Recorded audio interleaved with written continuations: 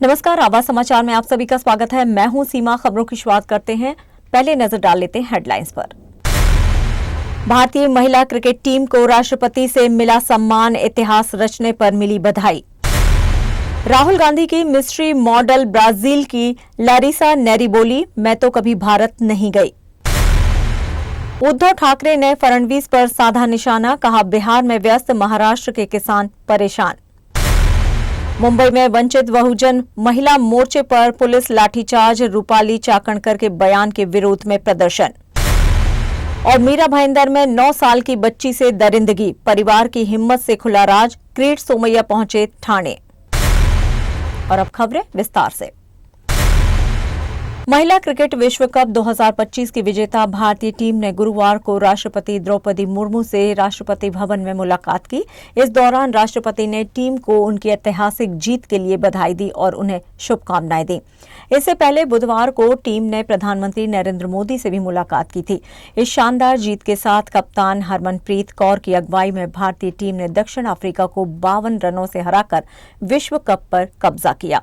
राष्ट्रपति द्रौपदी मुर्मू ने टीम को भारत का प्रतिबिंब बताया, जो विभिन्न पृष्ठभूमियों से आते हुए भी एकजुट होकर काम कर रही हैं। वहीं इस जीत के साथ ही हरमनप्रीत कौर भारतीय क्रिकेट इतिहास में चौथी कप्तान बन गई हैं, जिन्होंने विश्व कप जीत का ताज पहना है। इससे पहले कपिल देव, MS धोनी और रोहित शर्मा भारत को विश्व चैंपियन बना चुके हैं।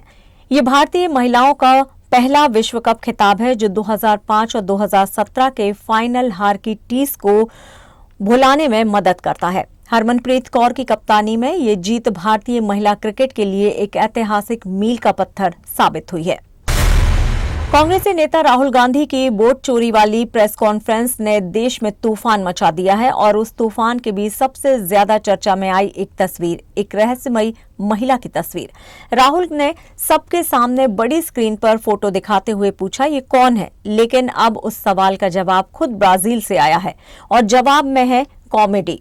ब्राजील के शहर बेलो हॉरिजोंटे की रहने वाली लारिसा नेरी बोली, मुझे लगता है ये सब एक कॉमेडी है, मैं तो कभी भारत गई ही नहीं। लारिसा एक ब्यूटी सैलून चलाती हैं, मॉडल नहीं है। और वो तस्वीर, वो तो बस एक दोस्त की मदद से खिंचवाई गई थी। साल 2017 में ये फोटो थी फोटोग्राफर मैथ्यूस फेरेरो की, जिसने इसे फ्री वेबसाइट अनस्प्लैश पर डाल दिया और वहीं से ये तस्वीर बन गई राजनीतिक हंगामे की वजह। अब हालात इतने बिगड़े हैं कि मैथ्यूज को अपना इंस्टाग्राम अकाउंट डिलीट करना पड़ा और लारिसा कह रही हैं कि किसी ने मेरी फोटो का इस्तेमाल भारत के चुनाव में धोखा देने के लिए कर लिया। एक फोटो जिसने तय कर दिया कि सोशल मीडिया का दौर कितना खतरनाक हो सकता है, जहां एक क्लिक में झूठ सच्चाई से ज्यादा वायरल हो जाती है। ब्राजील से उठी तस्वीर, भारत में बनी सियासत की कहानी। मुंबई में वंचित बहुजन महिला अघाड़ी की तरफ से मुंबई में माही के मोर्चे के दौरान पुलिस और प्रदर्शनकारियों के बीच झड़प हो गई। महिला आयोग की अध्यक्ष रूपाली चाकणकर के विवादित बयान के विरोध में ये मोर्चा निकाला गया था। प्रदर्शन के दौरान पुलिस ने मोर्चा रोकने की भरपूर कोशिश की। इसी दौरान लाठीचार्ज की घटना भी हुई। इसमें वंचित बहुजन महिला अघाड़ी की मुंबई प्रदेश अध्यक्ष स्नेहल सोहनी घायल हो गई। साथ ही राज्य प्रवक्ता और महिला आयोग की पूर्व सदस्य उत्कर्षा रूपबते के साथ भी धक्का मुक्की हुई है। आंदोलनकारी महिलाओं का कहना है कि महिला आयोग के अध्यक्ष द्वारा दिया गया बयान स्त्री विरोध और अपमानजनक है। उन्होंने मांग की है कि रूपाली चाकणकर को पद से हटाया जाए और पुलिस कार्रवाई से जांच करे। वंचित बहुजन अघाड़ी ने इस घटना को लोकतांत्रिक अधिकारों पर हमला बताते हुए राज्य सरकार से जवाब मांगा है। फिलहाल मुंबई पुलिस की कार्रवाई पर सवाल उठ रहे हैं और विपक्ष ने भी इस पर नाराजगी जताई है।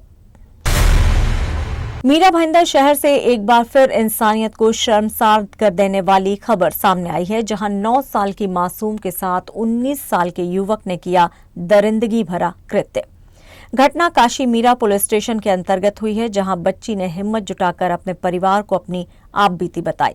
परिवार ने फौरन पुलिस से संपर्क किया और पुलिस ने भी तुरंत कार्रवाई करते हुए पॉस्को एक्ट के तहत मामला दर्ज कर लिया और आरोपी को गिरफ्तार किया। मिली जानकारी के मुताबिक आरोपी के बड़े भाई पर भी पहले से पॉस्को का केस दर्ज है, जबकि परिवार के एक अन्य सदस्य पर एनडीपीएस यानी कि ड्रग एक्ट के तहत मामला चल रहा है। इस घटना के बाद मीरा भाईंदर शहर में बढ़ते अपराधों को लेकर राजनीतिक हलचल भी तेज हो गई है। पूर्व सांसद किरीट सोमैया ने घटनास्थल का दौरा किया और काशी मीरा पुलिस स्टेशन के वरिष्ठ निरीक्षक राजेंद्र कांबले से मुलाकात की। उन्होंने बच्ची को न्याय दिलाने की मांग की और दोषियों पर कड़ी कार्रवाई की बात कही। फिलहाल पुलिस ने आरोपी को गिरफ्तार कर लिया है। अब आगे की जांच जारी है। 9 साल की हिंदू बच्ची के ऊपर बलात्कार करने का प्रयास किया। आप जानते हो, 1 महीना पहले इसी प्रकार से पेंटर पाड़ा में मोहम्मद अमीन उसने 14 साल की हिंदू लड़के को पर दबाव डाला। हम सब अभी कुछ दिन पहले यहाँ पर जो प्रसंग हुआ था आई लव यू वाला, ये भी जानते हैं। दिवाली के दिन 60 मुस्लिम लड़कों ने कुल्हाड़ी लेके हिंदू पत्नी पे प्रहार किया। यहाँ पे जेपी नॉर्थ सोसाइटी में मोहसिन खान ने अंडा डाला नवरात्रि के ऊपर। अब अति हो गया है। मैं मुख्यमंत्री देवेंद्र फडणवीस जी से प्रार्थना करने वाला हूं कि पूरी बस्ती का कॉम्बिंग किया जाए। इस प्रकार के जो माफिया, फिर वो जहां से भी आए, बांग्लादेश से आए हो, रोहिंग्या, वो जो भी आ, उठा कर उनको जेल में सिर्फ मत डालो, उनके देश में वापस भेजने का प्रयास करो।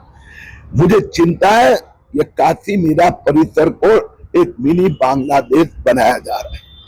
जिस बच्ची के साथ अन्याय करने की कोशिश की गई, उस परिवार के हम संपर्क में थे। कोर्ट हो, कचहरी हो, उनको आर्थिक सहायता हो। कल भी माननीय विधायक नरेंद्र मेहता जी उनके घर पे जाके आए। हालात उनके घर के कुछ ऐसे हैं कि एक छोटी बच्ची हमें देखकर भाग के दौड़ के हमें गले लगती है कि हम कुछ कर पाएंगे उनके लिए। ये परिस्थिति केवल इसके लिए निर्माण हुई है क्योंकि मुंशी कंपाउंड में जहाँ पे जो डेमोग्राफिक थी इतनी तेजी से चेंज हुई है, क्योंकि वहां पे केवल 2 हिंदू परिवार रह गए। और वो बच्ची जब अपनी दादी के घर पे आई तो उसके साथ जो प्रयत्न किया गया उसके लिए हमारे पास शब्द नहीं है। हम अवॉइड कर रहे थे कि कोई मीडिया में ये चर्चा ना हो, क्योंकि फिर लोग बातें बनाने लगते हैं, उस परिवार से पूछने लगते हैं हुआ क्या था। तो मैं पहले तुम्हें चाहूंगा कि उस परिवार से तो संपर्क ना किया जाए और उस परिवार का वीडियो, उस परिवार का घर कहां पर है वो ना दिखाया जाए। और मीरा भाईंदर में ये चौथी घटना है पिछले 30 दिन में। जेपी नॉर्थ में नवरात्रि में अंडे मारना हो, पेनकर पाड़ा में एक बच्ची को बोला जाए कि चलो उत्तराखंड मुझे लेके चल घुमाने के लिए, अपने माँ बाप को मत बताना। दाजकुल पाड़ा में 13 साल की लड़की को जबरदस्ती रोक के आई लव यू बोलना हो, और यहाँ पे इस बच्ची को इस तरह से कोशिश करना हो। तो ये क्यों हो रहा है और मीरा भाईंदर में क्यों हो रहा है? जिस जगह से झोपड़पट्टी बढ़ते जा रही है, तो नगर पालिका का ये कंट्रोल होना चाहिए। हमारी भारतीय जनता पार्टी यहाँ पे सत्ता में है, महाराष्ट्र में सत्ता में है, विधायक जी भी इसको फॉलो अप कर रहे हैं। ये बहुत बड़ी गलती ब्यूरोक्रेसी की है। जो कमिश्नर बैठे हुए हैं वही प्रशासक है। लोगों को सोच होगा कि हमने तो मेहता जी को वोट दिया था, तो भी ये क्यों हो रहा है? आने वाले 2 से 3 महीने में चुनाव है यहाँ पर, और इस आयुक्त को हमें बदलना है। महानगर पालिका के आयुक्त को जब कहा जाता है कि मुंशी कंपाउंड पे कार्रवाई करो, ये घरों को तोड़ो, दाजकुलपाड़ा में घरों को तोड़ो, नया नगर में इन घरों को तोड़ो जो इलीगल है, जिनके पास आधार कार्ड नहीं है, पैन कार्ड नहीं है, कहां से आए हुए लोग हैं, तो मैं नियम अनुसार कार्रवाई करूंगा, मैं नियम अनुसार एक्शन लूंगा। तो कहीं ना कहीं उन्होंने पावर जो अपने हाथ में रखा हुआ है आयुक्त को, इनको हटाने का हमारा पूरा मत है कि ऐसे आयुक्त को हटाया जाए। और जो संगठन हमारे भारतीय जनता पार्टी की विचारधारा की नहीं कहूंगा, जो महाराष्ट्र और देश की विचारधारा है कि हमारे देश के लिए हमें अच्छा काम करना है, हमारे धर्म के लिए अच्छा काम करना है, ऐसे किसी आयुक्त आए। ऐसा मैं आपके माध्यम से भी निवेदन करूंगा माननीय मुख्यमंत्री को कि ऐसे लोगों पे तुरंत से तुरंत कार्रवाई हो और अपने बच्चों पे ध्यान दें। बच्चा एक छोटा सा बाहर टॉफी लेने, खिलौना लेने कहीं पे बाहर चला गया और इस तरह से एक 20 साल का औरंगजेब, एक 20 साल का क्या मोहम्मद फराद क्या नाम था उसका, वो दुष्कर्म करने की एक बच्ची से कोशिश किया। और उस परिवार में और एक ऐसा आदमी है जिन्होंने एक दूसरी बच्ची के साथ पॉक्सो में अरेस्ट है, और एक उस परिवार में एक ऐसा आदमी है जो ड्रग पेडलर है और एनडीपीएस में अरेस्ट है। तो ऐसा परिवार शहर के अंदर है, बच्चियों पे शोषण हो रहा है, तो हम लोग पूरी ताकत से लग रहे हैं।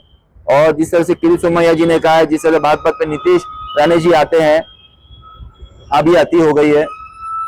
मैं माफी चाहूंगा प्रशासन से, जिस प्रकार से कल उस बच्ची ने आके मुझे गले लगाया और जिस तरह से मैं उसे गले लग के आया कि आज से मैं तेरा भाई हूं, इसके बाद हम पुलिस प्रशासन का कार्रवाई का इंतजार नहीं करेंगे। जो होगा हम वहीं पे फैसला कर लेंगे। ज्यादा से ज्यादा अगर हमको भी जेल ही जाना है, हमारी बहनों को, बच्चियों को, माताओं को बचाने के लिए जेल ही जाना है, तो हम लोग उस तैयारी से भी उतरेंगे। इसके बाद में जो होगा फिर भोले भरोसे होगा, प्रभु श्री राम के भरोसे होगा। जो होगा भी हम पूरी ताकत से उसमें उतरेंगे। खबरों में यहाँ पर लेंगे एक छोटा सा ब्रेक। आप बने रहिए आवाज समाचार के साथ।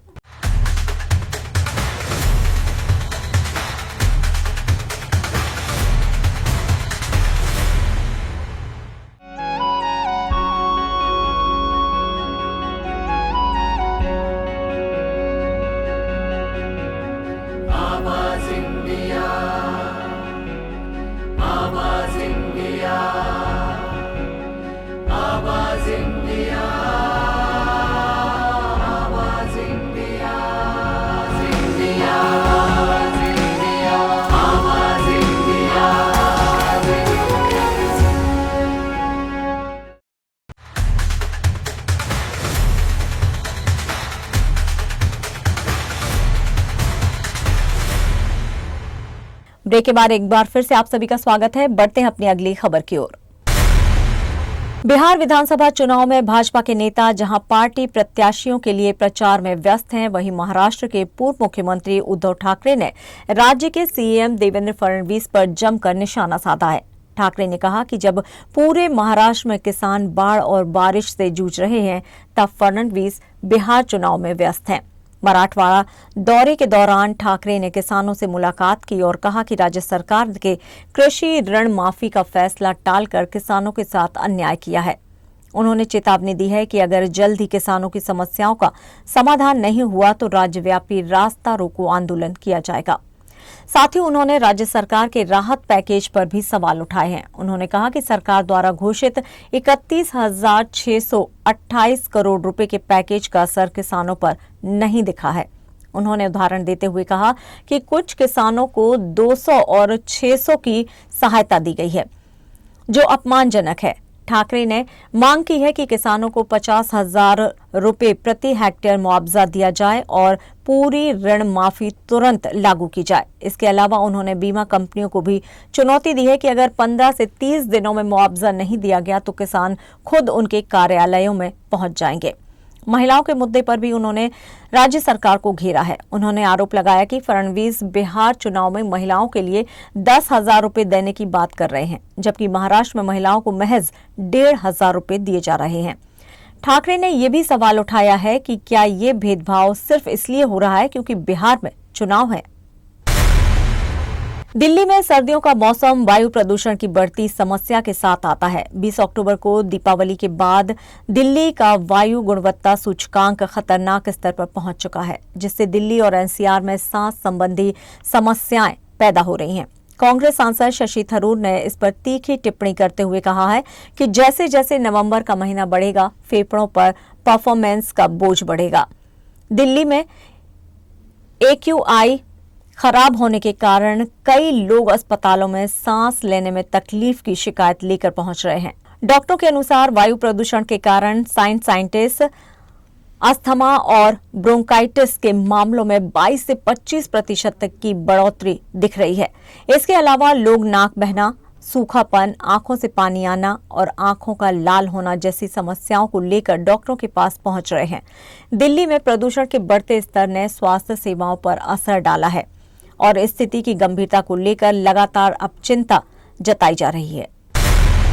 बाराबंकी जिले के रामनगर बुडबल रेलवे स्टेशन के पास सुबह गोरखपुर से लखनऊ जा रही इंटरसिटी एक्सप्रेस के जनरल कोच से अचानक धुआं उठने लगा।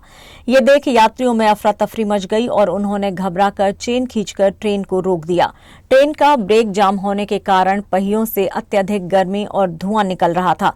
हालांकि इस घटना में कोई भी तकनीकी खराबी नहीं आई है और न ही किसी तरह की जनहानि हुई है। घटना के तुरंत बाद गार्ड और लोको पायलट ने मौके पर पहुंचकर स्थिति की जांच की। जीआरपी प्रभारी जयंत दुबे ने बताया है कि ब्रेक के पहियों से चिपकने की वजह से ये धुआं निकला था। ट्रेन करीब 20 मिनट तक रुकी रही, जिसके बाद से उसे लखनऊ के लिए रवाना कर दिया गया। और यहाँ पर लेंगे एक छोटा सा ब्रेक, आप बने रहिए हमारे साथ।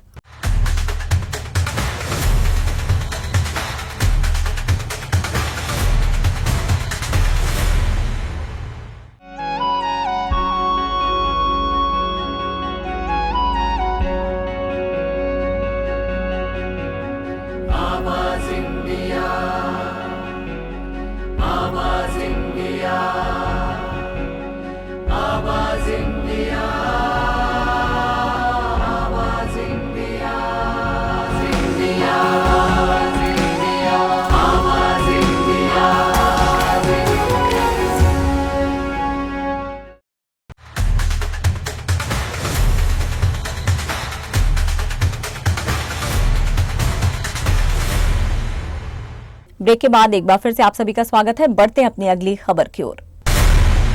कन्नड़ फिल्म इंडस्ट्री से एक दुखद खबर सामने आई है। दिग्गज अभिनेता हरीश राय का निधन हो गया है। वे केजीएफ फिल्म में चाचा के किरदार में दर्शकों के बीच अपनी पहचान बना चुके थे। हरीश राय लंबे समय से थ्रोट कैंसर जैसी गंभीर बीमारी से जूझ रहे थे। धीरे धीरे उनकी बीमारी उनके पेट तक फैल गई, जिससे उनका स्वास्थ्य लगातार बिगड़ता गया। पिछले कुछ महीनों से उनकी हालत नाजुक बनी हुई थी और अंत में उन्होंने इस दुनिया को अलविदा कह दिया। हरीश राय की बीमारी के बारे में उन्होंने खुद सोशल मीडिया पर ये जानकारी दी थी। उन्होंने बताया था कि उनका इलाज बेहद महंगा हो गया था और इसका खर्च उठाना उनके लिए मुश्किल हो रहा था। कुछ समय पहले उन्होंने सोशल मीडिया पर आर्थिक मदद की अपील भी की थी, जहां उन्होंने बताया था कि इलाज के लिए उन्हें लाखों रुपए की आवश्यकता थी। हालांकि वे हमेशा उम्मीद रखते थे कि इलाज के बाद वे अभिनय की दुनिया में वापस लौटेंगे। इस मुश्किल समय में उन्होंने फिल्म इंडस्ट्री के कई सितारों से मदद की उम्मीद जताई थी, खासकर केजीएफ के स्टार यश से। अपने लंबे करियर में हरीश राय ने कन्नड़, तमिल और तेलुगु सिनेमा में कई यादगार भूमिकाएं निभाई हैं। उन्होंने ओम, बेंगलोर, अंडरवर्ल्ड, समारा और केजीएफ जैसी फिल्मों में बेहतरीन अभिनय किया। उनके निधन से फिल्म इंडस्ट्री में शोक की लहर दौड़ गई है। हरीश राय को हमेशा एक संवेदनशील और मजबूत अभिनेता के रूप में याद किया जाएगा, जिन्होंने अपनी शानदार अभिनय क्षमता से दर्शकों के दिलों में अपनी खास जगह बनाई। भारत के मशहूर फैशन डिजाइनर मनीष मल्होत्रा अब फिल्म निर्माण की दुनिया में कदम रख रहे हैं। उनकी पहली फिल्म गुस्ताख इश्क में विजय वर्मा और फातिमा सना शेख मुख्य भूमिकाओं में नजर आएंगे। पहले ये फिल्म 21 नवंबर 2025 को रिलीज होने वाली थी, लेकिन अब इसकी रिलीज डेट एक हफ्ते के लिए टाल दी गई है।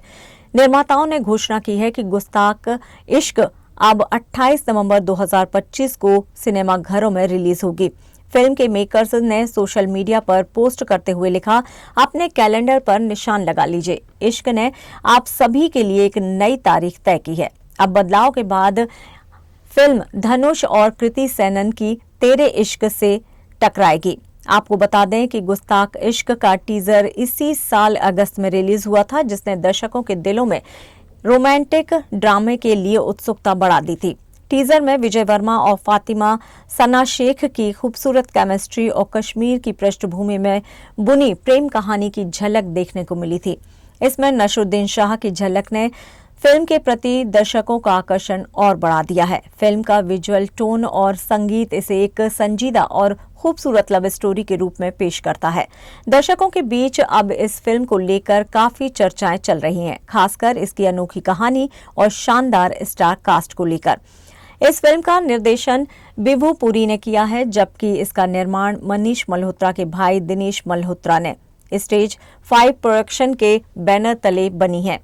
फिल्म का संगीत दिग्गज संगीतकार विशाल भारद्वाज ने तैयार किया है और इसके गीत गुलजार ने लिखे हैं, जो इसे और भी खास बनाता है। गुस्ताख इश्क में विजय वर्मा और फातिमा सना शेख के साथ शारिब हाशमी और नसरुद्दीन शाह भी अहम किरदार निभा रहे हैं। फिल्म के गाने की पहले ही तारीफ हो रही है और दर्शक बड़े पर्दे पर विजय और फातिमा की नई जोड़ी को देखने के लिए बेसब्री से इंतजार कर रहे हैं। अब देखना दिलचस्प होगा कि ये Kashmiri love story box office पर कितना इश्क जगा पाती है। महिला प्रीमियर लीग 2026 के मेगा ऑक्शन से पहले रॉयल चैलेंजर्स बेंगलुरु महिला टीम ने 4 प्रमुख खिलाड़ियों को रिटेन किया है। इन खिलाड़ियों में स्मृति मंडाना, एलिस पेरी, ऋचा घोष और श्रेयंका पाटिल का नाम शामिल है। इसके अलावा आरसीबी ने अपनी महिला टीम के नए हेड कोच के रूप में मालोनन रंगराजन को नियुक्त किया है। रंगराजन इस पद पर ल्यूक विलियम्स की जगह लेंगे, जिन्होंने अन्य जिम्मेदारियों के कारण कोचिंग पद छोड़ने का निर्णय लिया। आपको बता दें, मालोनन रंगराजन का क्रिकेट करियर भी काफी सफल रहा है। उन्होंने फर्स्ट क्लास क्रिकेट में 47 मैचों में 136 विकेट और 1379 रन बनाए हैं। आरसीबी ने इस सीजन से इंग्लैंड की वर्ल्ड कप विजेता टीम की सदस्य आन्या शुभसोल को भी अपने कोचिंग स्टाफ में शामिल किया है। उम्मीद है कि उनके अनुभव से टीम के गेंदबाजों को लाभ मिलेगा, जिससे आगामी सीजन में आरसीबी महिला टीम की प्रदर्शन क्षमता में और सुधार होगा। और फिलहाल आवाज समाचार में इतना ही, लेकिन आप देखते रहिए आवाज इंडिया। नमस्कार।